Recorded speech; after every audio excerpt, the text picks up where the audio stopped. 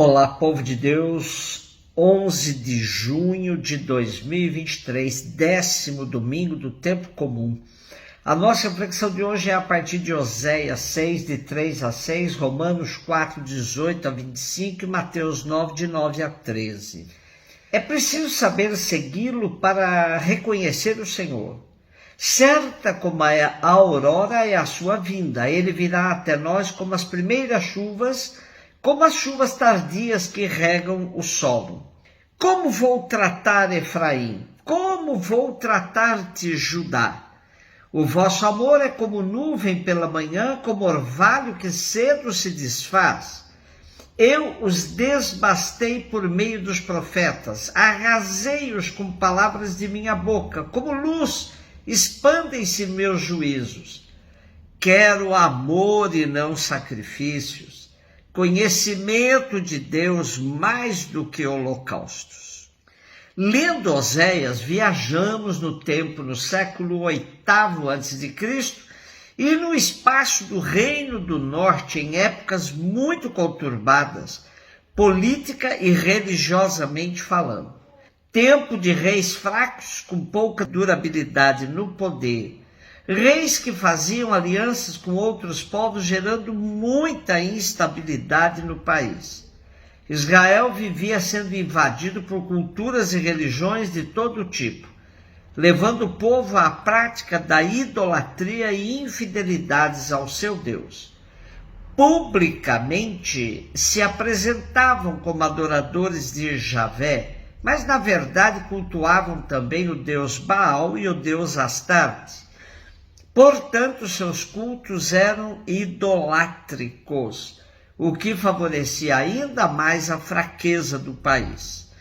Oséias sente profundamente o drama do sincretismo religioso que está a pôr em perigo não somente a fé do seu povo, como também sua integridade. Diante dessa realidade e a partir de sua vida pessoal, cuja esposa lhe era infiel, Oséias apela para que Israel não se deixe dominar pela idolatria, que ele chama de prostituição. O povo é como uma esposa que abandonou o marido para correr atrás dos amantes.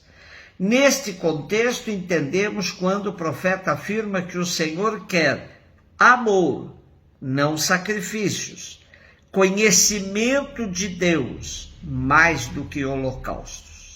Romanos 4, 18 a 25. Irmãos, Abraão, contra toda a humana esperança, firmou-se na esperança e na fé. Assim tornou-se pai de muitos povos, conforme lhe fora dito. Assim será a tua posteridade. Não fraquejou na fé, à vista de seu físico desvigorado pela idade, cerca de 100 anos, ou considerando o útero de Sara já incapaz de conceber. Diante da promessa divina, não duvidou por falta de fé, mas revigorou-se na fé e deu glória a Deus, convencido de que Deus tem poder para cumprir o que prometeu. Esta sua atitude de fé lhe foi creditada como justiça.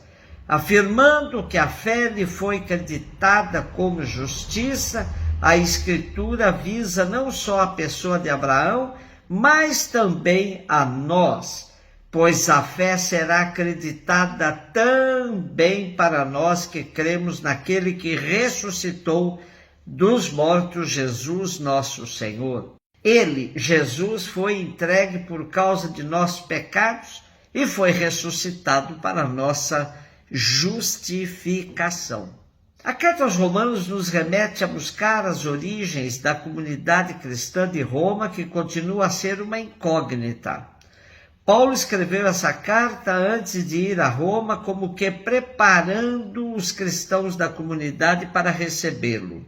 Ele procura corrigir algumas ideias erradas sobre sua evangelização junto aos pagãos, que ele soube que estavam espalhadas e afetavam também a comunidade de Roma. No ano 49 depois de Cristo, o imperador Cláudio expulsou os judeus de Roma e com eles seguramente foram incluídos muitos cristãos. Sabemos pela narrativa de Atos dos Apóstolos que Priscila e Áquila, um casal judeu-cristão, tinha sido expulso de Roma nessa época e estava vivendo em Corinto. Paulo se encontra com eles aí e passa a viver na casa deles. Por meio desse casal, Paulo ficou sabendo o que estava acontecendo na comunidade dos cristãos de Roma.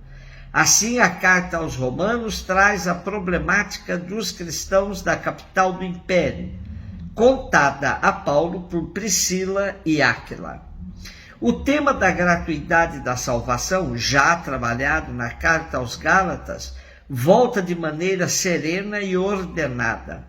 No nosso texto de hoje, o apóstolo apresenta a experiência de fé do patriarca Abraão como modelo daquele que acreditou apesar de não contar com grandes perspectivas.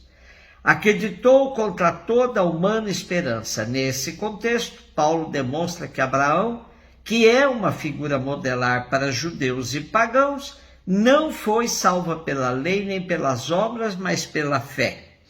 Paulo quer mesmo mostrar aos judeus cristãos de Roma que nenhuma lei pode salvar, nem mesmo a judaica, pois não consegue destruir o pecado. Ao contrário, ela até que alimenta o pecado. Somente a fé em Jesus Cristo pode nos colocar no âmbito da graça e nos possibilita construir no Espírito a humanidade nova. Mateus 9, de 9 a 13. Partindo dali, Jesus viu um homem chamado Mateus, sentado na coletoria de impostos, e disse-lhe: segue-me. Ele se levantou e seguiu a Jesus. Enquanto Jesus estava à mesa em casa de Mateus, vieram muitos cobradores de impostos e pecadores e sentaram-se à mesa com Jesus e seus discípulos. Alguns fariseus viram isso e perguntaram aos discípulos: por que vosso mestre come com os cobradores de impostos e pecadores? Jesus ouviu a pergunta e respondeu: aqueles que têm saúde não precisam de médico, mas sim os doentes. Aprendei, pois, o que significa: quero misericórdia e não sacrifício. De fato, eu não vim chamar os justos, mas os pecadores. Nosso texto começa dizendo: partindo dali. Ora, partindo de onde? Ele estava em sua cidade e acabava de curar um paralítico, perdoando também os seus pecados, o que resultou numa discussão com os doutores da lei sobre o poder de perdoar pecados. É depois disso que Jesus se encontra com Mateus, um cobrador de impostos, profissão classificada como impura. Portanto, Mateus era um pecador público. Jesus não se importou com isso e propôs a Mateus que o seguisse. Esse encontro continua numa refeição à casa de Mateus, onde muitos outros pecadores se animaram a entrar e estar perto de Jesus e de seus discípulos. Essa proximidade de Jesus dos pecadores é um gesto provocador ao extremo para os fariseus. Jesus continua a anunciar a nova ordem do reino, totalmente diferente da ordem da sociedade da época. Com seus gestos e suas palavras, Jesus vai deixando claro que seu reino não se enquadra na moral farisaica da época. Podemos nos perguntar: será que superamos verdadeiramente essa moral hipócrita? Vivemos numa sociedade extremamente preconceituosa, onde critérios de raça, de orientação sexual, de prática religiosa, de cor de pele, de faixa etária, de classe social e tantos outros chegam a provocar fissuras imensas no relacionamento humano. Assumir o seguimento de Jesus é buscar a superação de todo e qualquer preconceito. No reino de Deus anunciado por Jesus, não se admite acepção de pessoas. E culto que segrega pessoas não representa a proposta de Jesus que quer misericórdia, amor e não sacrifício. Um beijo no seu coração.